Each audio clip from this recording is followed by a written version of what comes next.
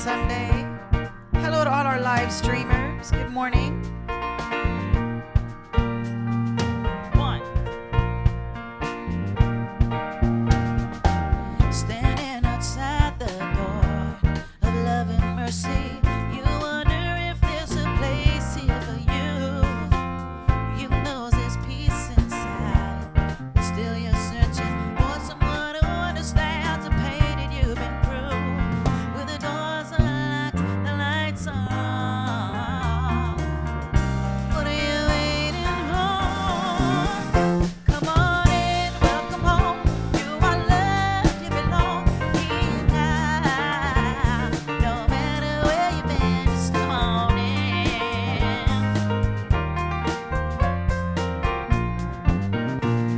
Oh, you'll find a place of rest in the arms of Spirit. God has waited so long for your homecoming day. God knows the peace you see and the hurt you're feeling. Spirit wants to hold you and to wipe your tears away. With a Father who waits with open arms. God is calling out your name. Come on in, welcome home. You are loved, you belong here now. No matter where you've been, just come on in. Well, there's room enough in the house of love for someone just like you. Oh, come on in, welcome home. You are loved, you belong here now. No matter where you've been, come on in, welcome home. You are loved, you belong here now. No matter where you've been, just come on in. Yeah, come on in, welcome home. You are loved, you belong here now. No matter where you've been, come on in, welcome home. You are loved, you belong here now. No matter where you've been, just come on in.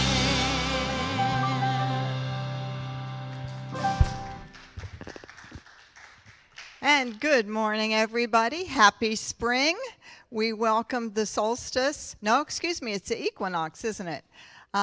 Sometime during the night, and here we are in spring. Although who would know? Because, well, yeah, we know because of the spring breakers that are here, right? That's how we tell our season. So welcome, everybody. It's our joy to be with you once again, live here in our sanctuary with our studio audience, keeping up the love and the energy here for you until we congregate again fully. I'm Bev Spivey. It's my joy to minister here with my husband, Reverend Lawrence Palmer, he's in his seat. He slipped in. He's here, and we're ready for a wonderful day with you. We are blessed to have a wonderful team of professional musicians. You'll notice that this is our second week without our music director, James McCoy. One of the hazards of their professional music career is being exposed to lots of people, and some without masks. So even though James has been careful, he did contract the virus. And we send him our prayers and love. And our biggest thanks for his team who fills in for him. So we have Jeff on drums. Thank you, Jeff. We have Pete on bass, but Pete is very versatile. And they're led today by John Rose on piano. And of course, we have our wonderful Karina here again singing with us. So no matter what's going on, you can count on our wonderful live music here. So those who are on Facebook, which is Unity of Pompano Spiritual Center, we welcome you. And we invite you to go to our website to be sure you see all the events that are going on there. The website is unitypompanobeach.org.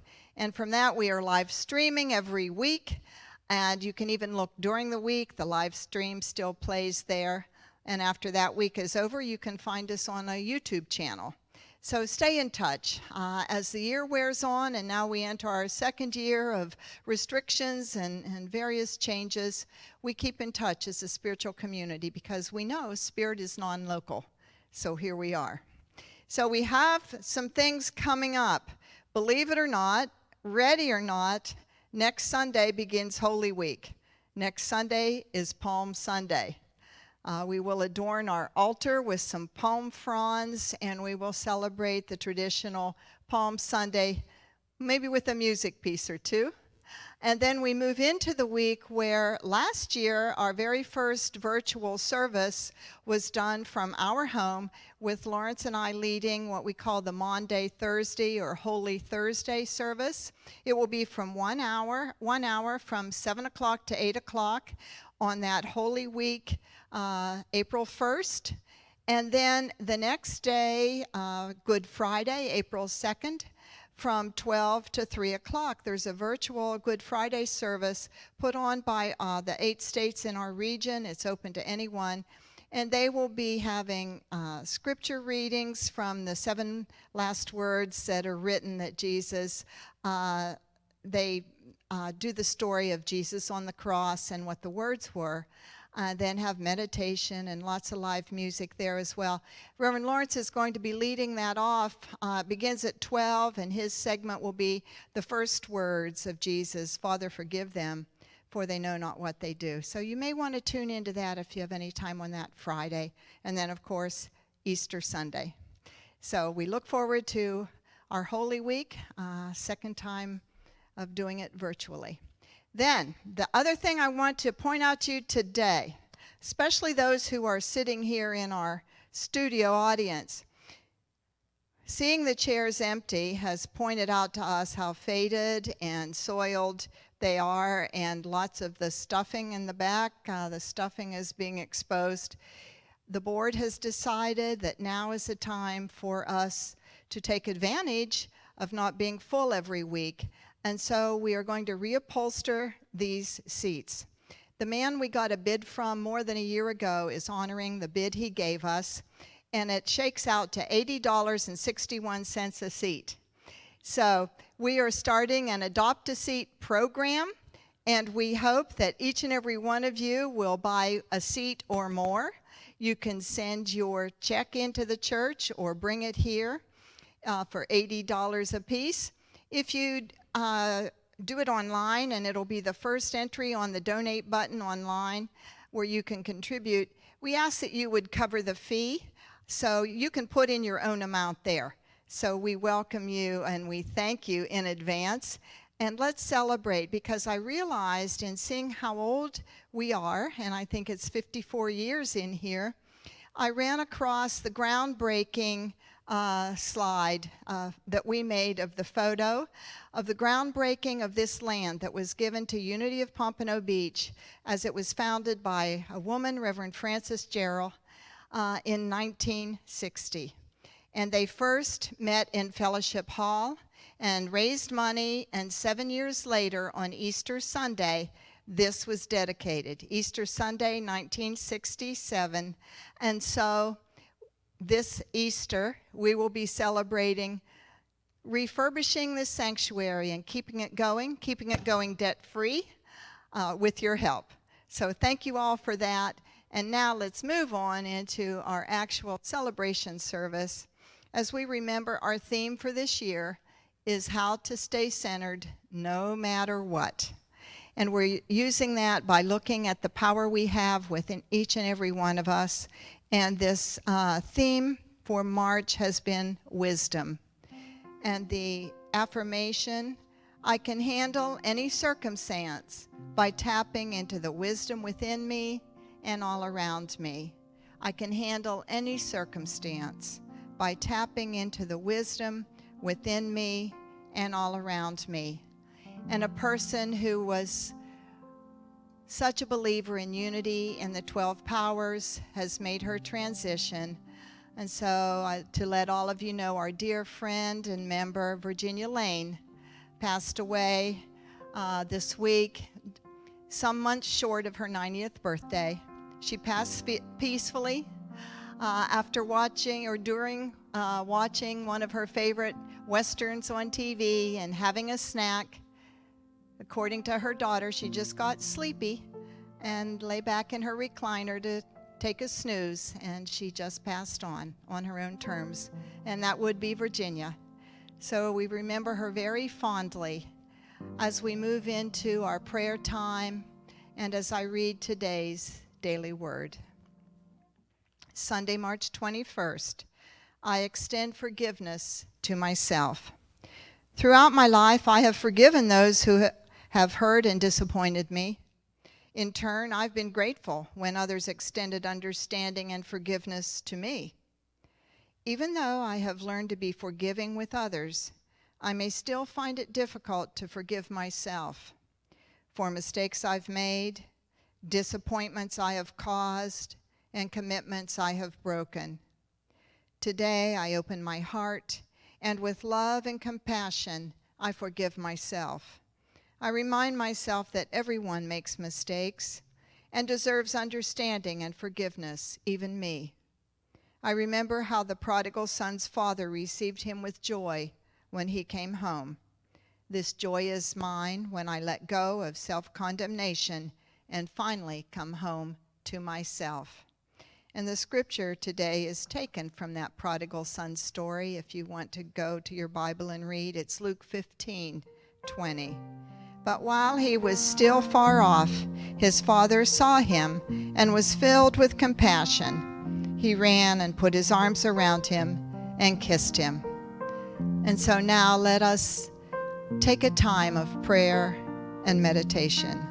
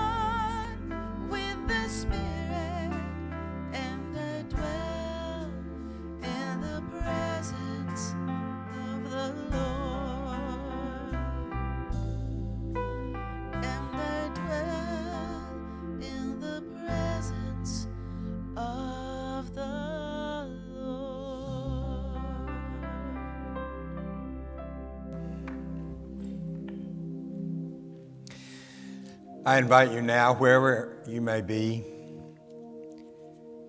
to take a moment to be still and not only experience the stillness as an individual, but be aware that our hearts and our minds are joined together with the spiritual family of unity of Pompano. But for all of those congregations gathering all over the world that hold in mind the principles of peace and joy and power. So we prepare to enter into this time of stillness by giving our body permission to relax, to let go, to let be. We can also give our minds that same loving permission to be still, not to work, not to be active. And with our body at ease and mind at ease, your awareness is free then to commune with Spirit. And that indeed is the purpose of this time, is that blessed communion with Spirit. We open our minds, we open our hearts to that presence of Spirit that enfolds us, that embraces us. And we allow our awareness to sink deep within our heart to that quiet place where we most completely meet Spirit. And in that quiet place, we sense acceptance. We sense affirmation. We sense forgiveness. And we know that we are whole. We know that we are one. So as we are enfolded in this way, as we are embraced in the love and light of Spirit, we allow ourselves to be still, and we allow this experience to be our own. For some of you, it will be a time of profound quiet and stillness. For some, that stillness will be represented by the presence of sound or color, or images or feelings. It is your time. Let it be so. So we join together now in the stillness together.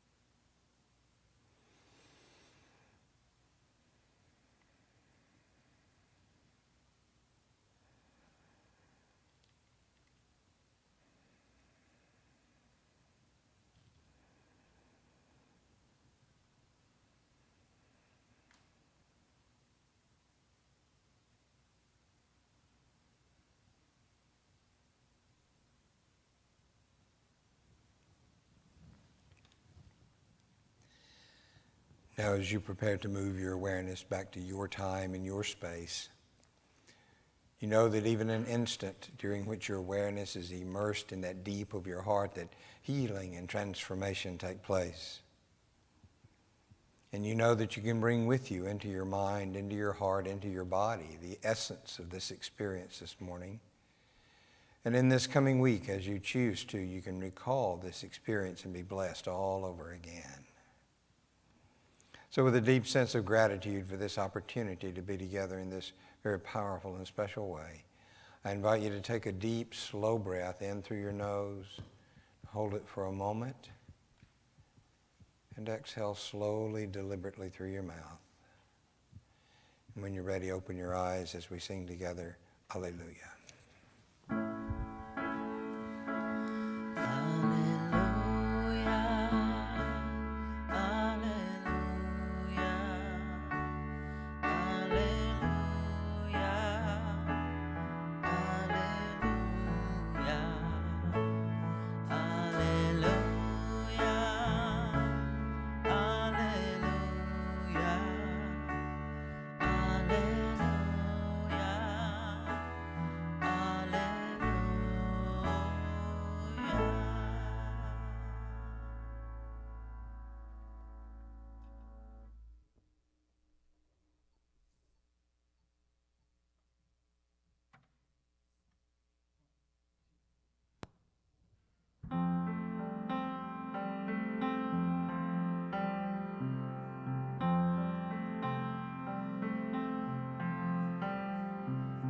Secret of life is enjoying the passage of time.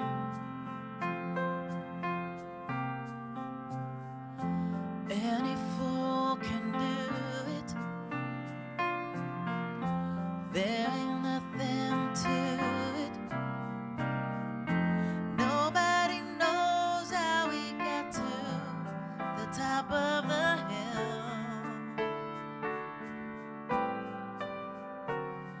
But since we're on our way down, we might as well enjoy the ride. The secret of life is in opening up your heart. It's okay to feel afraid, but don't let that stand in your way. 'Cause anyone knows that love is the only road. And since we're only here for a while, might as well show some style.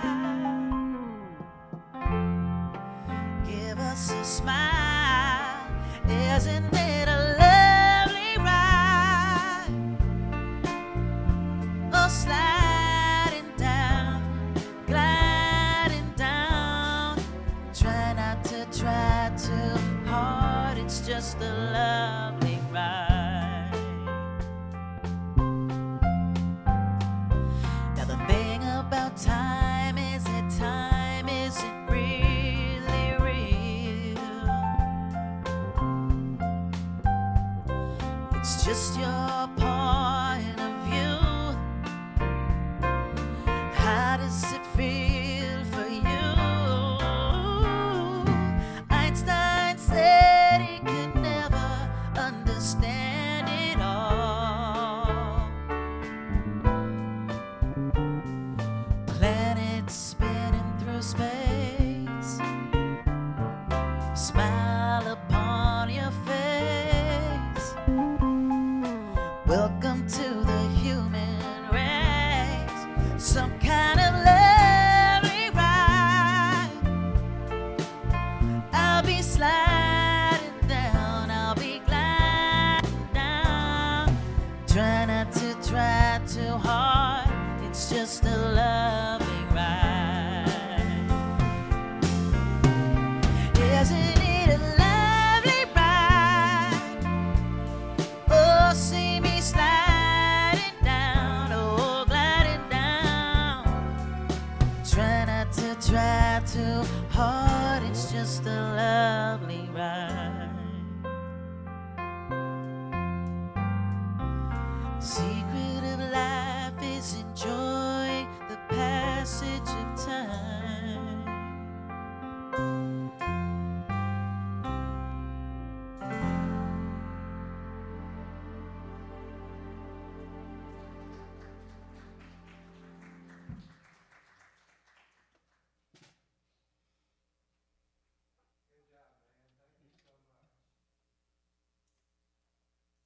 You know, every week I try to think of something to say different except good job, but good job. Great job. We're so fortunate to have all of you here. This month has been, or is, Women's History Month. And each Sunday I've featured a woman to highlight, to speak to you about, or to share with you a name. And I chose two women today who I had never heard of, and you probably haven't either. And I think that one of the things that we can do is bring those unsung heroes to somewhat to the front and acknowledge them and send our energy there. So there are a couple of women I want to mention to you before we start here. During World War II, Andrée de Jong, the woman who formed the Comet Line that helped Allied airmen get safely through occupied Belgium and France over to the Pyrenees and into Spain and Gibraltar. At just 24 years old, she saved 700 men through her 24 missions. When she was eventually captured, she came clean to the Nazis about her work with the resistance, but because of her young age, they didn't believe her, and they sent her to a concentration camp. She later, after the war was over and she got out of the captivity, she worked in leper hospitals in Belgium, and she died at the age of 90. Another woman that deserves credit here, Steve Jobs is given rightfully credit for his Apple masterpieces, but Susan Kare was a graphic designer who worked alongside Jobs to make the Mac one of the most user-friendly computers in the world. Buttons and icons included the Genius command key, and Trash Can came to fruition thanks to Kare, whose main goal was to make the system as close to a friend as it could be. Jobs may have invented the program, but Kare had a major hand in perfecting it, even though she still goes largely unnoticed for her contributions. You could also thank Kare for her lasso tool in Photoshop, several of Facebook's gift icons, and the retro smiling Mac, or just for the fact that she helped to make a path for women in a largely male-dominated field. So today we honor Andre de Jong and Susan Kare for their contributions along the way. This month is also the month of wisdom. And I've been sharing with you each Sunday a different aspect about wisdom. We looked at the very basics, the fundamentals of wisdom first of all. And last week we looked at wisdom and the past, how those two work together. I shared with you about how to claim your blessing from the past and then release it and move on. Next week, which is Palm Sunday, we'll be looking at wisdom and the future. But today, obviously, logically, last week was past, next week is future. You'd guess that today is the present, right? Y'all don't make much noise when we're here like this, huh? I'm trying to get used to that. Yes, this week we're going to look at wisdom and the present. You know, I remember a long time ago an old minister was asked what was his philosophy of life, and he said to keep my gaze on the present, to keep my gaze on God and my glance at the world. My gaze on God, a glance at the world. And I think this would be a good thing for us to do here, is to keep our gaze on the present and our glance at the past and the future, because those dynamics of past and future are important for us, but we try to put them in perspective along with what the present means to us. Now, the past offers to us memory. We can't go back and relive, at least not in this level of consciousness that we have right now, even though there are a lot of wonderful science fiction movies that show differently. But we can't go back and interact with the past directly, but we have the memory of it. And that in itself is certainly a gift. The future offers us the gift of imagination, which is one of our 12 powers that we'll be looking at in June of this year. So the past offers memory, the future offers imagination, but it's just not the same as the present. For instance, why are you all here this morning instead of sitting at home in your pajamas in front of your computer monitor? Or no clothes at all? That might be an interesting thing to do too.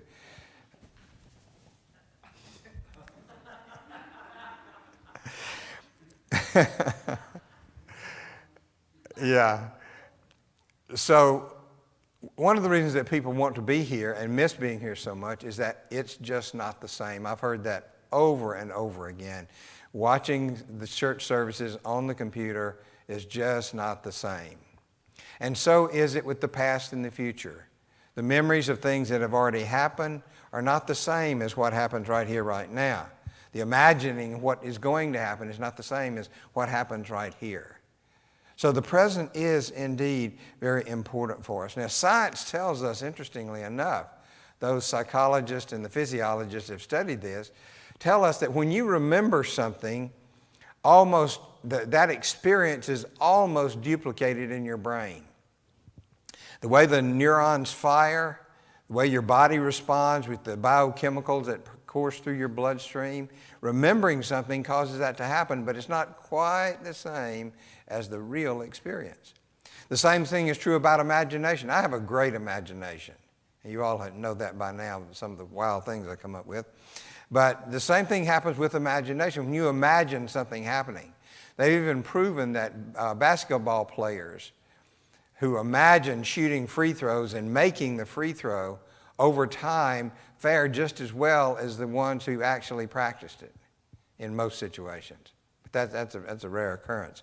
But even though imagining things recreates that to a certain degree in your body, it's still not exactly the same as what happens in the present. Maya Angelou said, if you must look back, do so forgivingly. If you must look forward, do so prayerfully. However, the wisest thing to do is to be present in the present gratefully. So the present we find from many different directions, indications that the present is incredibly important for us, because it is only here in the present, in the here and now, in this moment, that we can truly experience things, particularly our sensory experiences. You can't taste anything in the past. You can't hear anything in the future. That happens right here in this experience. And that is an incredible gift that we have. Albert Camus said this, for if there is a sin against life, it consists in hoping for another life and in eluding the implacable grandeur of this life. So there's something wonderful about the present that we're living in right here and right now. And that experience that we can have in the present is so very powerful and so very special for us. Now, there are two dynamics that are present for us that we can utilize in living right here in the present. And I'm reminded of one of our little Unity, I guess it's Unity, it's New Thought anyways, songs that we often use as icebreakers and things like that at gatherings. And Bev, feel free to chime in here. Bev doesn't like it very much because it gets stuck in your head. I'm alive, alert, awake, enthusiastic. I'm alive, alert, awake, enthusiastic. I'm alive, alert, awake. I'm awake, alert, alive. I'm alive, alert, awake, enthusiastic. And and the way the game goes is you sing it faster and faster and faster and faster until you really can't even do it anymore. But that came to mind as I was thinking about the experience of the present. Alive, alert, awake, enthusiastic. Those are qualities that enter into our experience, our see, touch, taste, feel, all this that is around us all the time. Now, there are two ways that this experience can manifest for us. One is through mindfulness. You've probably heard that term before. There's a whole discipline of meditation called mindfulness meditation. And the Buddhist tradition and the Hindu tradition teach a lot about mindfulness. And you may know of Thich Nhat Hanh, probably is the most well-known of the proponents of mindfulness. Now, what mindfulness means is simply focusing your attention on what is in front of you right here, right now. Now, that may sound, you just kind of take that for granted. We all do that, but not really, because we go through days doing things without even thinking about it. How many of you have sat down at a meal and gobbled it down, and when it was over, you weren't even sure what you had to eat? That's not being mindful at all. How many of you have been driving along the street and not noticed anything that's around you? I like to watch what goes on when I go somewhere. What I've often discovered is that I'll be going down a street that I've gone down 100 times before, and there's a building there that I swear they put up overnight, because I didn't even know it was there until I noticed it in that moment. The more mindful we are, the more of our world that we're able to take in and to experience firsthand. When we look around in our world, there's so many things there that we can pay attention to. There's so many places to go and things to see. You've heard that phrase, stop and smell the roses. What that really is saying is be mindful. You know, I found out something a number of years ago when I lived in Colorado. For some strange reason, roses do really, really well in Colorado. And I had this huge bush right by my front door. And I don't know the name of this rose, but it was one of the classic varieties. They were about this big around, perfectly formed and brilliant deep red. And the smell was so strong when I walked up to the door, just like, wow, like this. So the first thing people experienced coming into my house was that rose, and the last thing you experienced going out was that rose. What I discovered is that those who interbreed roses and mess with the genetics of roses, they'll want to have a yellow rose that's a certain size. So they start crossing up the genes and everything, and they get this beautiful yellow rose of a certain size, and it has no smell whatsoever. I think that's a tragedy. We've got some growing out here in our garden. There's one little rose that's about big as a $50, and it smells so very good. And there's one that's yellow and pink and white, and it's really, really pretty that hardly smells at all. So you wouldn't notice that if you weren't being mindful. You just see, there's a rose and it smells. Well, maybe it doesn't, maybe it does. But if you pay attention to it, you find out that it is there. I love to travel. I love to see new places. And you have to be mindful to experience that. I love churches. I remember years ago, I went to Washington, D.C. and went to the National Cathedral. And I was walking along looking. I love stained glass. I'm going to have a shop and make stained glass one of these days. But I was looking at the stained glass windows in the National Cathedral. And I usually, when you see stained glass, you usually think old, right? And there are some really old stained glass windows in churches. And I was walking along looking at these scenes from the Bible and thought, well, this is really old. And all of a sudden there was Martin Luther King's face. I thought, wait a minute, this is not old at all. But I'd never known that had I not been paying attention. But I love to go in old churches and look at the architecture and the way things are put together. And I love wood and buildings. It's such a shame that we've gotten to that place where we build a box and paint it white and we're done. What happened to the woodwork that goes into old places? I had some friends who used to buy a house and fix it up and then flip it. They bought this old house in LaGrange, Kentucky. And they started cleaning it up, and everything was painted.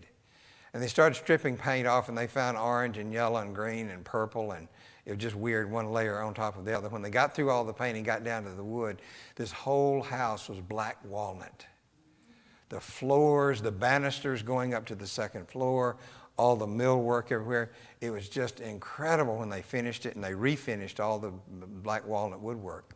Had they not been mindful, had they not been paying attention, they would have missed that altogether. So as we go make our way out through the world, it is important for us that we are mindful and that we have the experience of the present. It's right there, right in front of us, as we watch all the things that are happening in the world around us. Then there are other people in the world as well that we can be mindful about. I enjoy people watching. I know I remember one time, many, many years ago, I was in a mall in Memphis, Tennessee with a buddy of mine. And this mall had these sunken areas out in the middle in the walkway where you step down and sit on a bench and rest, I suppose, from all your busy shopping. And my friend and I were walking along and got close to one of those sunken places, and this pretty girl walked by, and my buddy did this, one of these, and kept walking while he was looking back. And he stepped off into that sunken place. There were a bunch of old men sitting around in there, and they all just kind of looked at him like this as he was laying on the floor. But I love watching the people, though.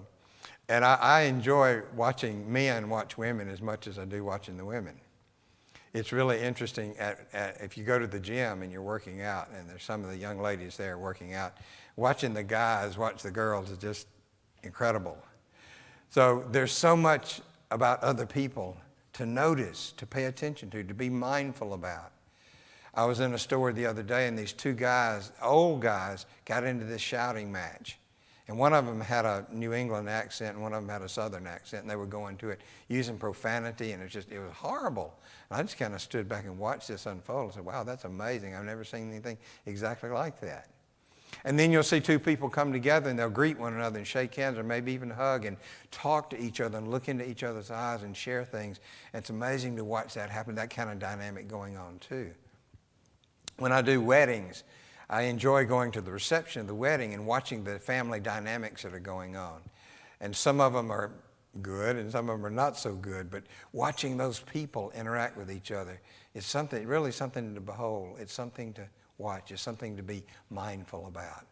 So as you go out into the world and see all the things that are there, and then you start looking at all the people that you can be mindful about. The way people dress are interesting too. You see some people that are dressed absolutely perfectly.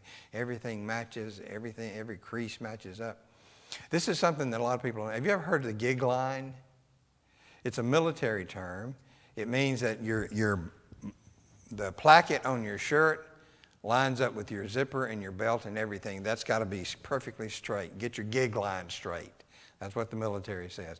And you see people out in the public who have their gig lines just right, and you see people who are dressed like they just got out of bed. I saw a young lady in Walmart the other day who had her pajamas on and had big fuzzy slippers. I'm talking this big as a dinner plate, and was doing her shopping. And I thought, well, that's interesting too. So if you're mindful and look around, it's amazing what you experience in the present. I'm a very tactile person. I love to touch things. When I'm in the woods hiking, touching different kinds of leaves. Some of them are real hard and some are soft, and the edges on some of them are kind of ragged and some are smooth. So I love touching the bark on trees, all kinds of things like that. One time I was walking through J.C. Penney many years ago. I was headed to the men's department. It's on the other side of the store. And I was walking along, just kind of dragging my hand along, touching the clothes that were hanging on the rack. And you know how you get that feeling that somebody's looking at you? Well, I got that feeling. I looked, and there was a sales clerk over about 2 aisles over watching me. She was walking along 2 aisles over along with me. And then I realized I was in the ladies' lingerie department. And I was walking along doing this to the ladies' lingerie. So I quickly went on to the men's department and got out of there. But out in the world with people all around you, there's so much to be mindful about. There's so much to experience, and it's ours to experience that. And then it comes down to ourselves, being mindful about ourselves. How many things go on within you without you really paying attention? How many times do you feel sad and it just goes by and you don't pay attention to it, you stick it back somewhere else? How many times do you feel happy and you don't really pay attention to it and just let it go right on by? How many times do you feel puzzled? You're curious about something and it goes by. You don't take time to pay attention to it. If we're being mindful, which is one of the gifts of the present, we're being mindful. We're aware of what goes on with us, within ourselves. It might be really important sometime when you feel anger come up to pay attention to that, say, And one of the characteristics of wisdom that's important for us is that of non-judgment. And being able to be mindful about your feelings without being judgmental about your feelings is important. So if you feel anger coming up, instead of either saying, oh, that's bad, I can't do that, or getting into it and just getting completely lost, to be mindful and saying, now why am I feeling angry right now? Am I feeling angry because of what's right in front of me right now, or am I dragging something else up out of the past that I really feel angry about? And you'll never know if you don't stop and take time and pay attention to be mindful about that feeling of anger. And suppose you're feeling particularly happy one day, joyful, and you don't really know why. You can stop and say, now, why is this feeling going on? And don't judge it, good or bad, right or wrong. Here it is. Wonder what that's about. And you might just learn something about yourself if you pay attention and if you're mindful about that feeling of happiness. And curiosity is another one. One of the things I often do is when I run across a word that I'm not familiar with, I'll write it down, and then when I get a chance, I'll look it up. Of course, now with your smartphones, you got a computer in your hand right there. You can just enter it in the moment and find out what it is. But paying attention, being mindful of your curiosity. I wonder what that means. I wonder where that phrase came from. So that is helpful to us to live in the present when we're being mindful and being deliberate about it. Now, there's another component that goes along with this experience of the present, and it might seem contradictory to mindfulness, but that is mindlessness. Most often when we hear that word, it's used in a negative sense. Somebody's acting mindlessly, they probably aren't doing something real smart. But mindlessness is an important experience for us as well. How many of you have been trying to think of something and just couldn't do it?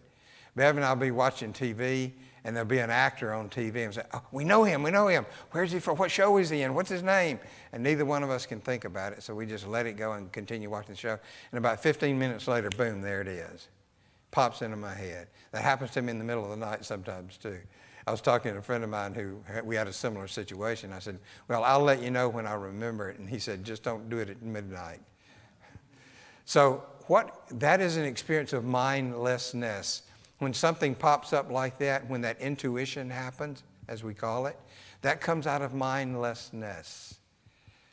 So very often, the very thing you're looking for hides until you stop looking for it. I remember being at Butterfly World in Colorado one time, and there was a little girl who was just so excited. She must have been 4 years old. So excited being in this room with all these butterflies around, and she kept trying to catch one. And her mother kept telling her, honey, don't catch it, don't bother, just stand here, hold your hand out and be still. And this great big huge butterfly came and lit on her hand, and I would give anything to have a photograph of her look on her face as she was standing there with this huge butterfly on her hand. What happened is that butterfly came in mindless time. When the little girl was trying to catch it, she couldn't. When she was still, relaxed, let it go, let it be, the butterfly came and landed on her hand. That's the experience of mindlessness for us many times. That which we're looking for so hard comes to us in that time of stillness. So we can be mindless in a couple of ways. One of the ways is just to say, I am open to whatever I need to know showing up whenever it shows up, wherever I am. I'm open to that happening, no matter what. So that in the middle of a conversation, something pops into your mind that you were thinking about yesterday. In the middle of driving down the street, something pops into your mind that you were wondering about this morning. So you allow yourself to be open to that happening. And some people are so wound up so tight that they aren't open to those moments of intuition coming, that moment of mindlessness. So just being open, being willing, allowing it to happen when it's going to happen is a good place for us to be. We can also be very deliberate and cultivate mindlessness. If you think about it, this works in with meditation as well. There are basically two types of meditation. The active, and these are my words, an active meditation where you go into meditation with something deliberate in mind. I want to learn more about this. I want to recognize this more deeply. I want to realize the truth in this. Or we can be passive about meditation, saying, I'm going into meditation and I'm going to be still, period. That's it. That's all I'm going to do. I'm going to be still. I'm not going to think about anything. I'm not going to look for anything. I'm not going to expect anything. I'm going to be right here, and what happens, happens. So we can be deliberate about our mindfulness to say, okay, I'm going to pay attention to my senses. And that's the way we get into meditation very often. We pay attention to one sense. How many of you have ever heard somebody who's going to start meditation saying, now let's take a deep breath together? That's fairly universal. Why do we do that? I mean, you're going to be breathing anyway. Why do you need to be told to breathe? Well, you're focusing, you're paying attention on your breath, and your attention comes from all this stuff out here to that one thing down to your breath. And as you pay attention to that one thing, your mind is much more open because it is mindless in that moment, and it's much more open to the flow of intuition that comes to us when other things are out of the way. And you can do this in any kind of way. You can use any of your senses to get into meditation in that way and to get into a mindless state. Again, I'm very tactile, so if I put something in my hand, I usually have something in my pockets that I can reach, and put something in my hand and begin to touch it like this, then everything else goes away, and my attention is focused in that one place. And I can go from that place to a place of mindlessness where there's nothing, and I'm simply present. And things happen that you can't explain. But in the present moment, being mindless opens you up to all kinds of things that otherwise would zip right by you. So again, we have the gift of memory from the past, we have the gift of imagination from the future, and we have the present when we are mindful and mindless, and we have all the blessings of wisdom that come to us in the present, right here, right now. I want to close with a poem from a young lady whose name I don't have. It was written in the early 1900s. Have you ever wished when a day went wrong, a wish that's quite in vain, that it were only possible to live that day again? You start out in the morning with the prayers you should have said, and through the day your actions with tolerance be led. The many little instances that tried your patience true, if only you could start again, you'd know now what to do. You'd kneel and say your evening prayers and thank the Lord above for all the pleasant hours past, your heart at peace with love. But since this is a wish in vain and never can be true, There's only one alternative, just one thing you can do, to live today in such a way that when tomorrow comes, the memories of yesterday will all be cherished ones. We're in the present, friends. Let's be present. God bless you.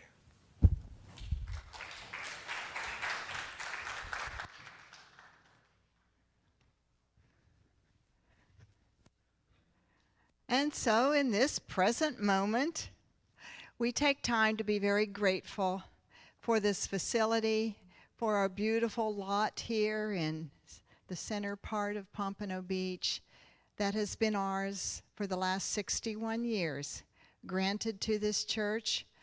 I don't have the names in front of me, but they were members here of a study group that met at the Chamber of Commerce and some other buildings around town. And they decided to make Unity of Pompano a place that could be central in Pompano Beach and reach out beyond there. So we continue that tradition. We thank you today for your giving. This is the only source of support that we have through you and friends. So reach out to those who you know have attended a service or look kindly upon us and ask them to send their support our way.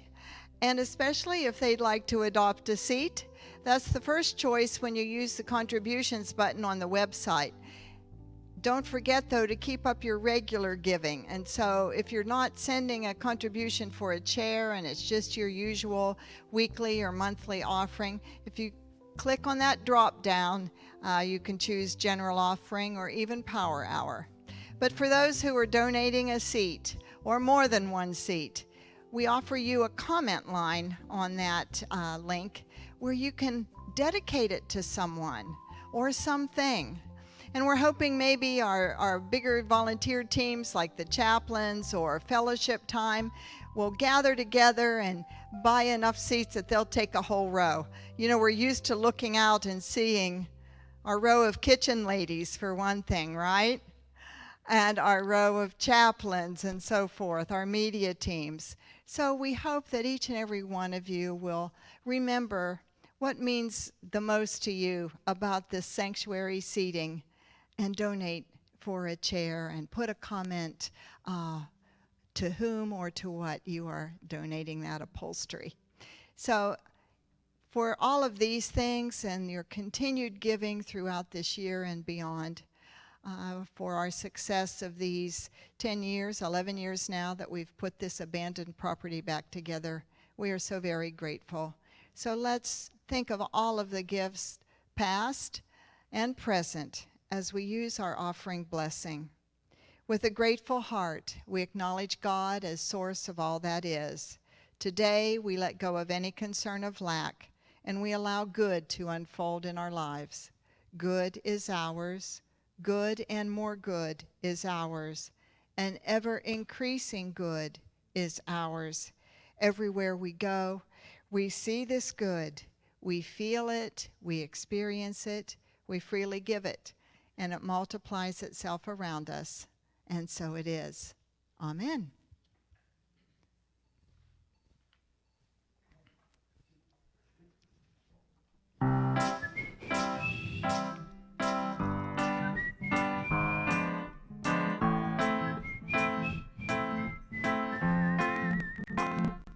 If this life is one